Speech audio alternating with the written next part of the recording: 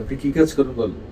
আমি বাসায় রান্না বান্না করি, তারপরে ঝাড়ু দিই, গোছান গাছানি, আমার আর কোনো কাজ নেই।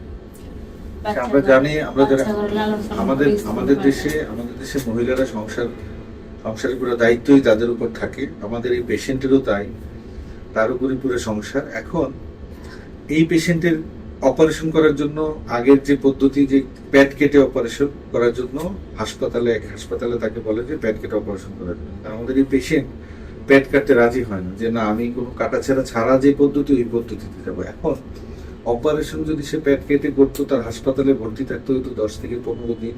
অনেক বড় একটা অপারেশন, এবং খুবই এক্সপার্ট হ্যান্ডে করলেও এই ধরনের অপারেশনে কিছু জটিলতা থেকেই যায়। এক্ষেত্রে এন্ডোস্কোপির মাধ্যমে যদি কোনো কাটাছেঁড়া ছাড়া ইআরসিপির মাধ্যমে যেটা আমরা করি, এটাতে পেশেন্ট একদিন পরে, কবে গেছেন মা, একদিন পরে চলে গেছেন না বাসা?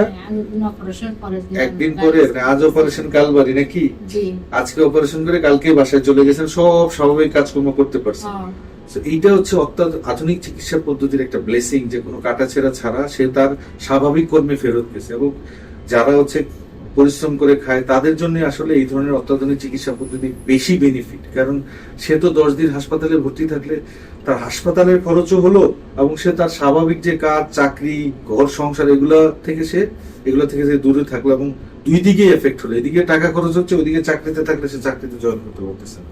অথচ এআরসিপির মাধ্যমে একদিন পরে রোগী চলে যায়, তৃতীয় দিন গিয়ে রোগী চাকরিতে জয়েন করতে, তার কাজে জয়েন করতে পারে। তো এই ধরনের ক্ষেত্রে আমি মনে করি যে এই কাটাছেঁড়া ছাড়া পদ্ধতিতে রোগীদের অনেক বেশি উপকার। কি বলেন আপনি? আপনি নিজের অভিজ্ঞতায় কি বলেন? অবশ্যই যে কাটাছেঁড়া যদি কাটলে ভালো হতো নাকি না? ভালো হলে তো আমি ঘরে শুয়ে থাকতাম, ভারী কোনো কাজ করা যাইতো না। অবশ্যই। আমি তো এখন আল্লাহ দিলে হাঁটতে পারি, চলতে পারি, কাজও করতে পারি।